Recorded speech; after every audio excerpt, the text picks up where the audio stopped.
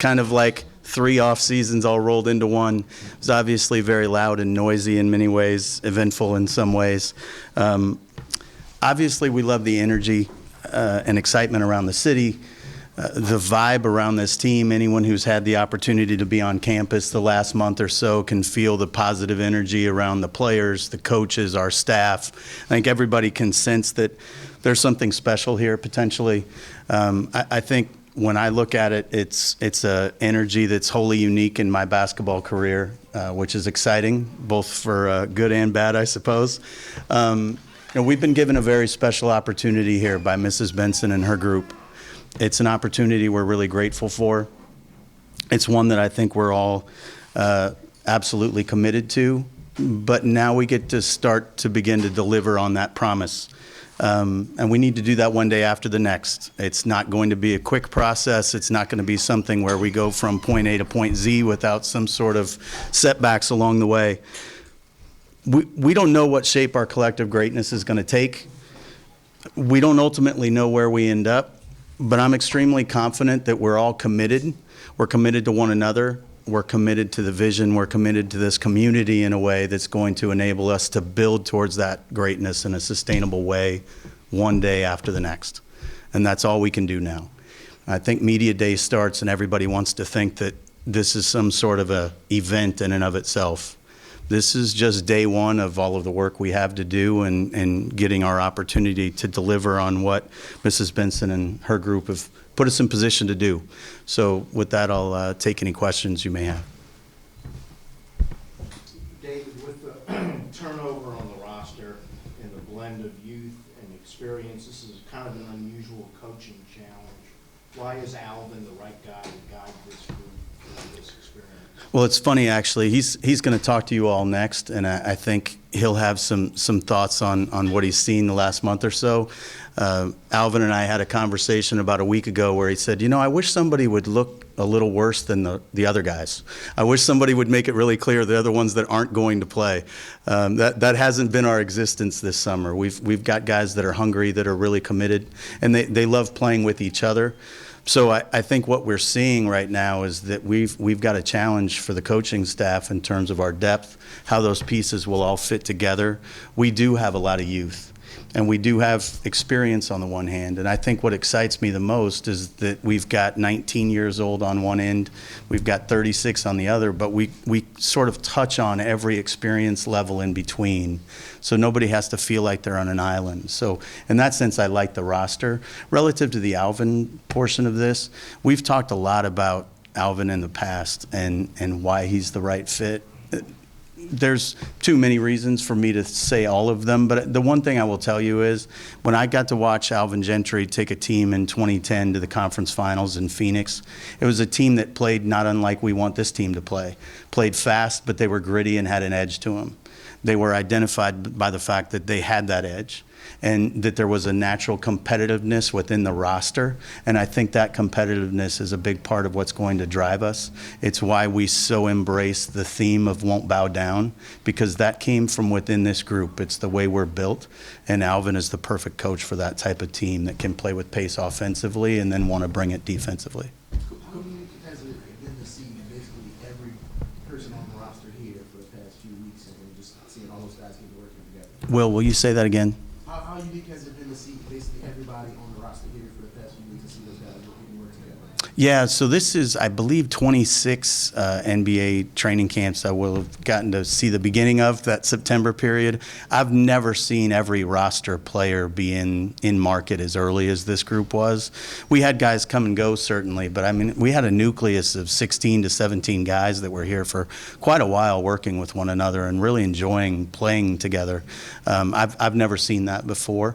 And again, I think it puts you in a good position, but ultimately it only puts you in a good position if that's bred the kind of trust level that enables you to continue to compete every day. And I hope we're going to work towards that. Can you outline some of the progress and design that you made since you last saw him in days? Well, I don't know who had the opportunity to see the Jordan brand unveiling over the weekend, but in a lot of ways, he's just become more comfortable in his own skin. I mean, this is a kid that was 18 years old when we drafted him. He's still 19, a very young 19. I think Zion's finding more comfort just within himself as a man, as a person. And that's really important to us. We don't have expectations that we're foisting on him as a player. This is really about finding himself, finding comfort with his teammates, finding his role. And we're blessed. All the Zion wants to do is win. He doesn't have a vision of himself that corresponds to what people talk about relative to him. So whatever it is that's necessary for our coaching staff for him to do to win is what he wants to do. So what we've gotten to see over the last 6 months or so is just what his commitment is to that he's not at all me-oriented. He's entirely we-oriented. And so I think when you get to see that, you get to see somebody willing to put in the work he has, and then you get to see somebody up close like that who, he's a genetic freak. He's touched by the hand of God to play the game. When you get to see that happen and see it start to come together, it's fun. And we're just in the sort of early stages of this right now. We're in our infancy as a group, and so we're learning all the things you would learn with people for the first time. But I think what I'm most excited about with him and with all of our young kids really is they have a sense of we that's really unique. You've seen all of our rookies go out to Tulane, go to LSU, go to the Saints games. Our three rookies, Nikhil, Jackson, and Zion, are together a lot, and they enjoy being together. So I love the fact that they have each other sort of, I think Nikhil calls them the recruiting class. Is that right, Trajan? And I really enjoy that.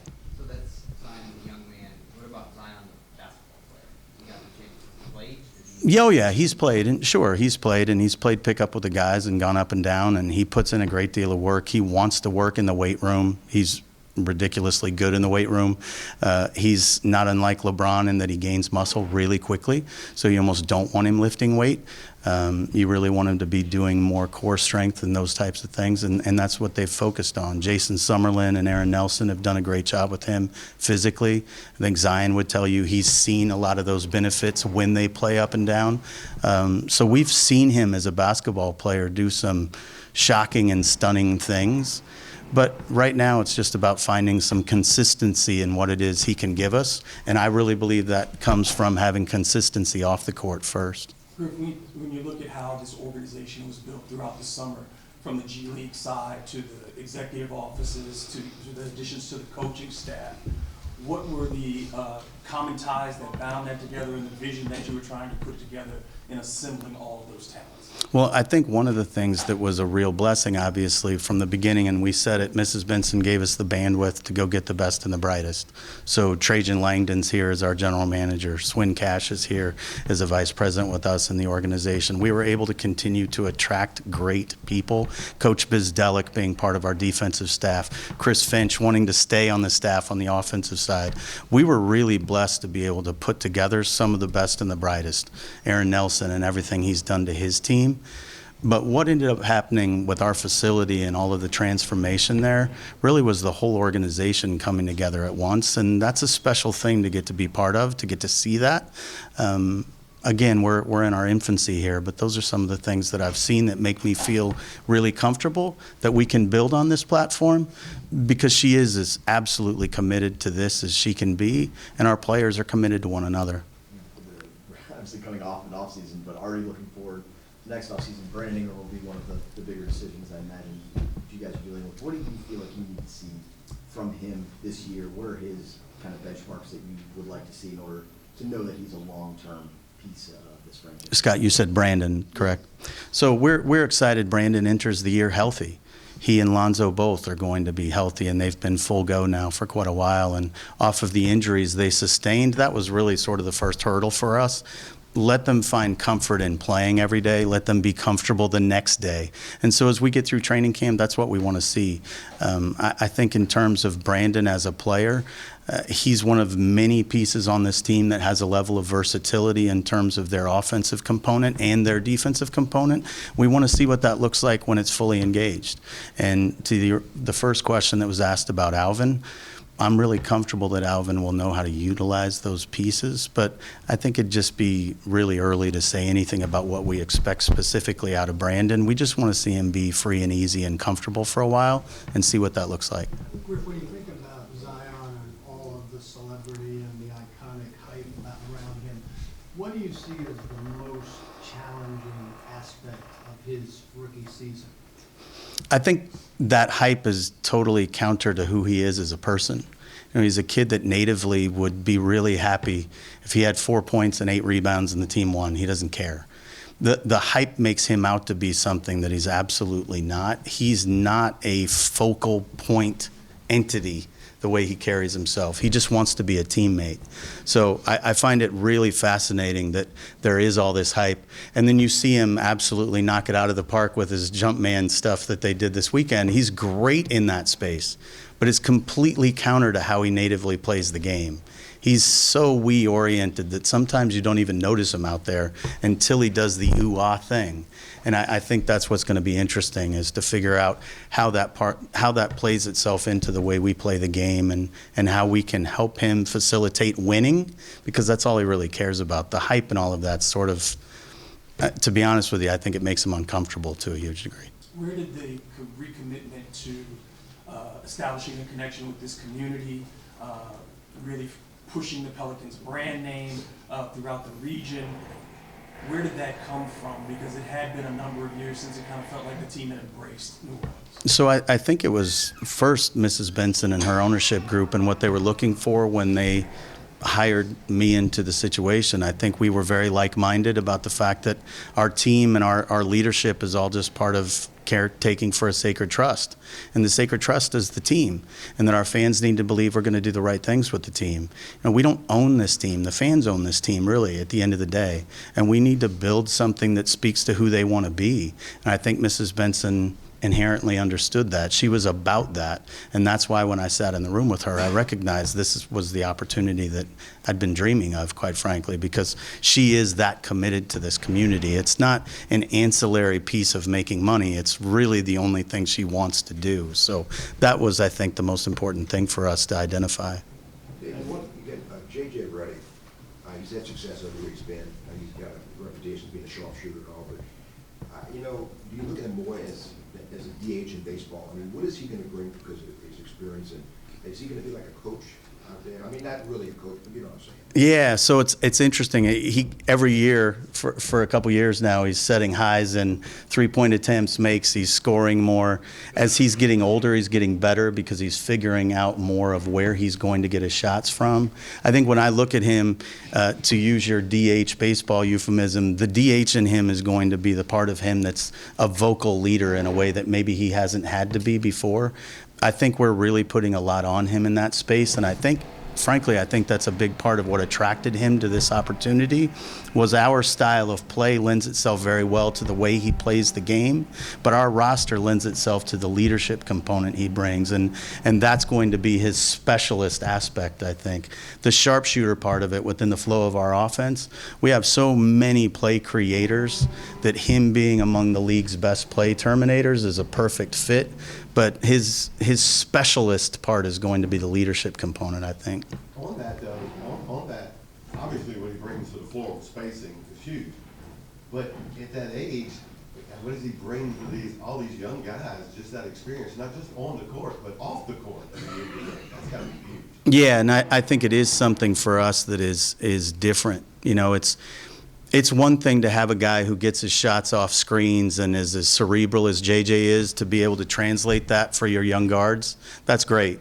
But for them just to watch how comfortable JJ is in his own skin off the floor, and to become as professional as he is in his approach, I think that's what we're really the most excited about. You guys had the opportunity to bring in Jeff Bizzelli. Can you walk us through how that situation arose, and what does he bring to the table outside of defense on a surface level? So what's been fun to get to see with Jeff is how he's sort of ignited the coaching staff as a whole. He brings an energy and a love of teaching and coaching that's really unique. So I was extremely grateful when Alvin really wanted to go down that path. He was somebody that if we could have handpicked somebody to bring in, Jeff would have been it. So the fact that Alvin and Jeff had a relationship and continued to build on that relationship in the summer certainly put us in a good position. But Jeff's the consummate teacher, And I think that's an energy that everyone's really clung to in our organization. When we got here, one of the things that Trajan and I talked the most about was we can't be a team that worries about failure. We need to be next play oriented. How do we address that? How do we address not worrying about this moment but getting better every day? And I think Jeff brings that. Joe Boylan and our player development staff, they embody that as well. So I think it's a really good fit. How would you explain the responsibility of Drew Holiday now that Anthony Davis is gone and there's no 25 and 15 guy in the building? Well, so Drew Holiday is so unique that it took us, 7 questions in to talk about our best player. We've got to be the only organization that's true of in the NBA. Drew's a two-way player, and he can be dominant on both sides of the floor. The way he glides defensively, the way he covers ground is something that until you see it happen with truly special athletes on the court, you don't understand how effortless it really is for him. We've talked a lot as a staff about, gosh, he doesn't look like he's moving quite 100%. And then nobody gets around him and he does whatever he wants to do. What I think the real challenge for Drew is going to be is not dominating on the floor. Maybe the consistency with which he does it might be a challenge for him to some degree because he's always sort of deferred to another great player. But I think where his challenge is going to be is becoming more vocal. Now I talked about what Zion's native game is. It's not Drew's native approach to be overly vocal. And there are going to be times where it's absolutely called for. And until he starts to appreciate his own power as a leader, he may be resistant to do that. Watching Steve Nash grow in that environment where he was also not natively vocal, you realize that leadership sometimes takes a while to become comfortable for people. And once Steve found his authentic swing as a leader, he was special, and I think Drew will be the same. When you see player rankings and they have Drew 32nd in the league and a guy like, I mean, not to discredit any player, but C.J. McCollum 19 spots ahead of Drew Holiday. I know Drew won't openly say it, but does that feel like a slight, for the organization to say this is impossible for our guy to beat this? So I have 2 competing feelings. 1, Lord, I hope so. And then 2, we don't really care what anybody outside of the organization thinks. It's certainly a motivating factor. I mean, if you get picked as the number 1 player, what motivates you, right? But I think Drew looks at this as an opportunity to really overcome that. I don't know where Steve Nash would have been picked going into the year that we won 62 games. I have no idea. But he was ready for that moment. And we're not ready to be that kind of team in terms of wins, but I know Drew's ready to have that kind of impact on the court and on our team. You talked about earlier about not worrying about failure, but at the same time, obviously, you guys want to win. So what's the balance between obviously winning and developing a young team? Well, you can lose and get better, and there's games where you can win and get worse. We want to be a team that literally stacks victories on top of themselves, both on the court and off, and we want to get better every day. We want to learn from the mistakes we make. If mistakes themselves are a concern for you, then you're missing the opportunity to get better from them, and we just really want to focus on that opportunity to improve. And we're in an unbelievably difficult conference. We're going to take some lumps. It's just going to happen. And what we do after that is all that really matters. And I think we've got guys that are of the right mindset. And as I said, I think we have a staff that's committed to that mindset.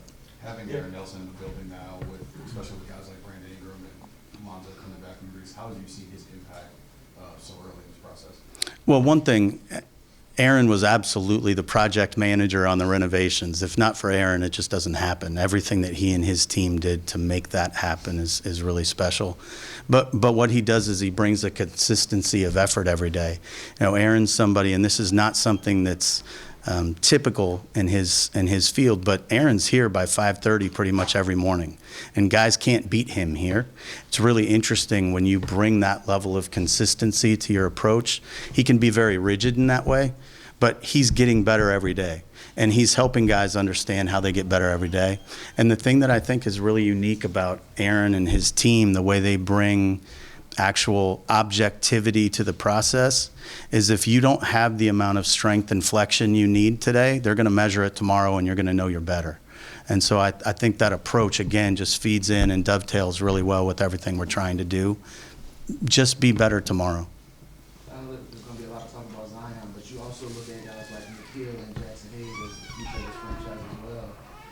depth on this roster, I guess, how do you make sure those guys are developing in the way you want them to, even if they aren't necessarily getting opportunities on the floor? Well, I would tell you it's news to Nikhil that he's not going to play. He's approached this summer, a lot of young guys approach the summer in different ways, right? So you'll have rookies try to prove they belong.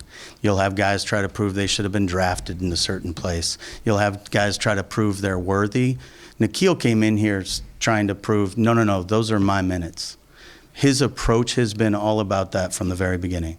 So if he doesn't end up playing minutes, it's going to be shocking to him because that's his mindset. He is going to deliver for us in some way, and he knows it.